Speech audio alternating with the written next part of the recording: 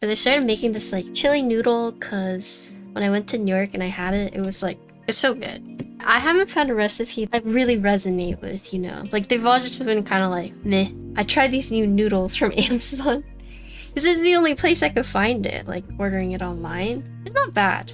However, I've realized that eating so much like spicy chili garlic noodles has been like wrecking my digestive system. And so I like wake up in the middle of the night and my stomach's like it's really bad. My tummy is not happy. It's not good. It's like I'm happy, but my stomach is not.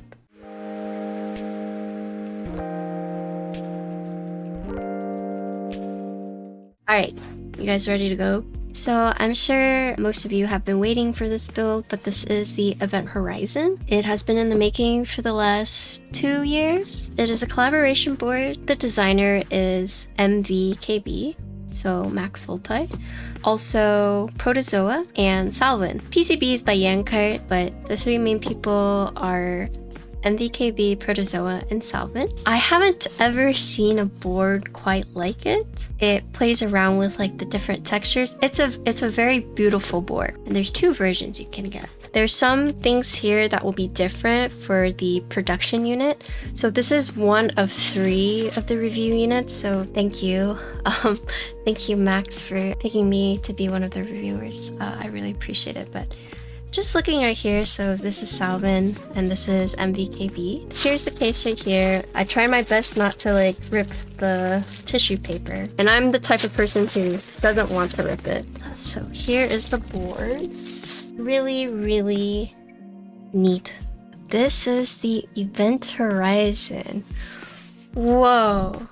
So the thing with this board, as it was explained to me, is that it's a board about contrast, right? So you have the coated, you have the smooth, you have the dark, you have the light, raw material versus like coating material. And so there's a lot of the board that's kind of opposites or contrast of each other. This is the Event Horizon colorway. So this starts at 490. There's another that is called Supermassive, and that is like just brass. And that one is 890.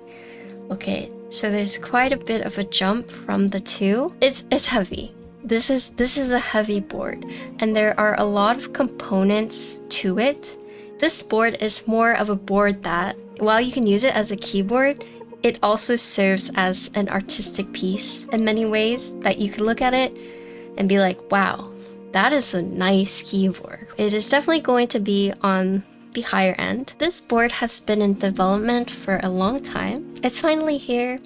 When I talked to the designer, one of the biggest things that they were trying to figure out was how to do like the contrast between like the texture, the smooth, and how to incorporate all of that together. But let's just look at it. So here you can see there is a separate cluster. The main part is going to be right here. You do have this top left-hand logo right here. So obviously there's the textured and then the non-textured. You have the separate column. You have these on the front. There is a blocker as well.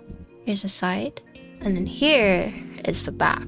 So on the back it says Beyond the Stars, Into the Uncharted, Event Horizon Review Unit, and then those are the 3. MVKB, Protozoa, and Salvin. The back weight has actually changed a lot from what it initially was. Before it was just like the 4 feet, but having this many feet just basically means that your keyboard's not going to move, especially being like such a hefty board. There are a lot of screws. I think the back engraving is pretty neat. So here is the centered USB port, and here is the front.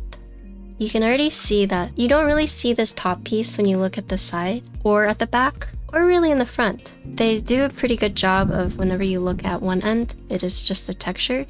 However, when you look at the top, you can then see the contrast. So here is the PCB, and here's the plate. The first thing I noticed whenever I was looking at the board is that the PCB, you have the main one right here, and then you actually have a separate PCB for this part right here.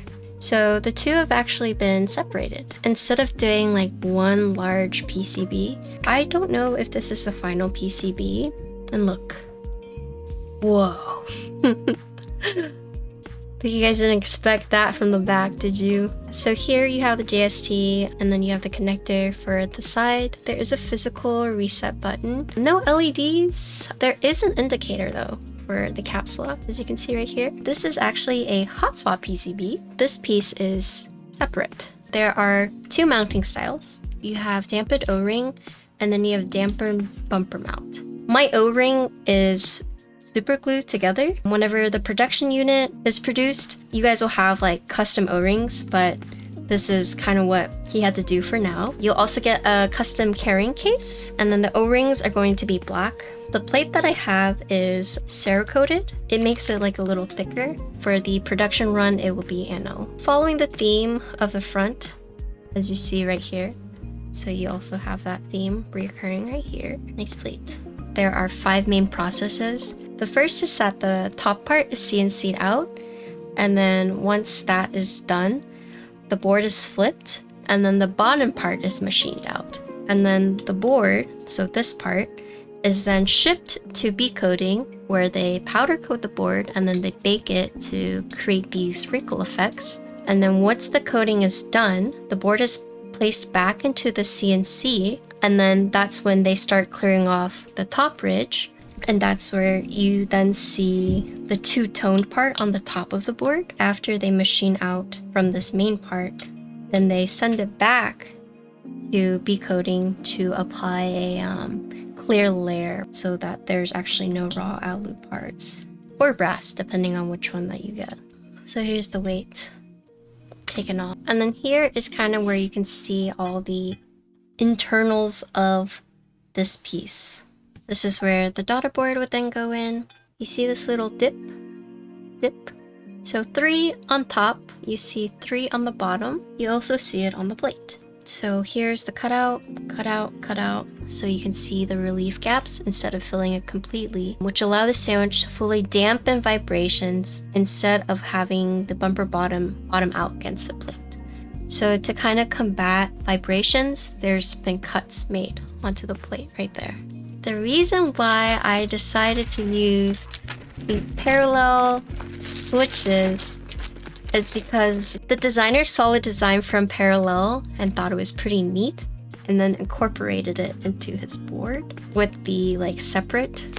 And so I decided, oh well, I have parallel switches, so I might as well use them too. So I asked why they milled out this part, and he told me there was this big piece right here, but then it looked really plain. And so there was a board that he designed as a joke, a Krispy Kreme board, where, you know, like the Krispy Kreme boxes has like all the dots. I guess he decided to incorporate it here so that the front wasn't like boring. That's why you see all these here, and it's him taking inspiration from a Krispy Kreme board that he had designed. And then I want to show you guys the early versions of the board and of the back weight. This is what the idea was at first. Definitely wanted to do like the two-toned board. This is more of a rough finish of the board, but as you can see, there are no dots right here. And then this is what the weight used to look like. The issue with the board is that this is a very like heavy board. So with the 4 tiny feet, there's a good chance that, you know, the feet would come off and then it didn't quite quote match it.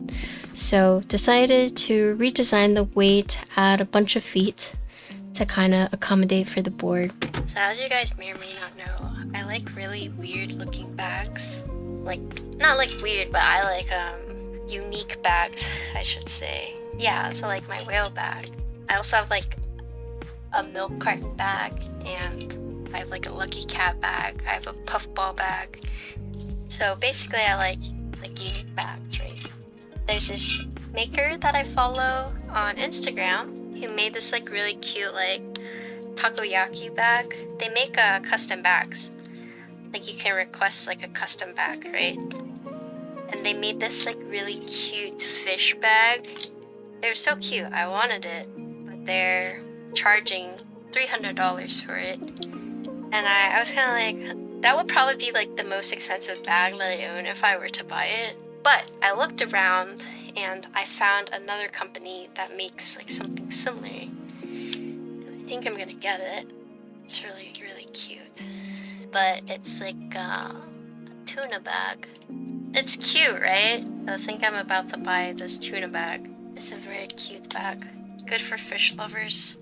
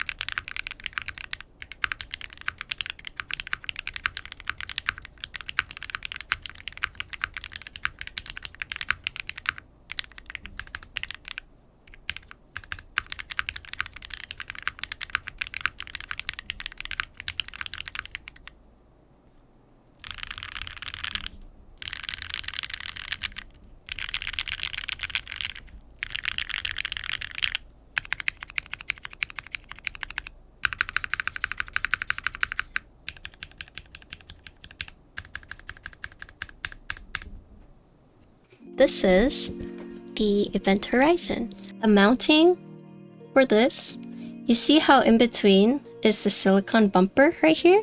It's not optional foam because you need this to actually mount the board. So if you look at the PCB, you see how there's like that cut right here? Essentially, think of it as an O-ring, but the whole O-ring is solid. You know how you have the O-ring that goes around and it has these curves? And when you put it in the board, the O-ring will like bend and help friction fit and keep it in place. This is essentially just like a full solid O-ring. There are standoffs in the bottom, and I'll show you right now. You have the 3 and then the 3. So instead of the O-ring going on only the outside, this one goes on the entire thing. So there's two mountings. There's the silicone bumper mount, and there's O-ring. But the O-ring is interesting because there's actually standoffs to make sure everything stays in place. I will say assembling the O-ring was a little bit harder for me. The silicone bumper was a lot easier. Right here, you would be like, okay, how do I take this O-ring out? And normally you would try to like lift right here, or you would use something to help like leverage it, right? But here's the neat thing. Because this part is cut out, from here you can actually just push it out. So you don't have to do anything weird. The thing I struggled with is because there is this hole, so when it comes to O-ring, like I like to, go one side and like, slowly leverage it in. The issue with doing that here is that, normally you would push this all the way in like this and then put it in. The issue with that is that if you go too far, look, it protrudes out from the bottom case. So that's why I said O-ring was a little harder for me to assemble. You kind of have to find like that right balance. So once you kind of find it, then you can like put it in. It does take a little bit of finagling. So here's the back weight off. You can see this is where the daughter board is.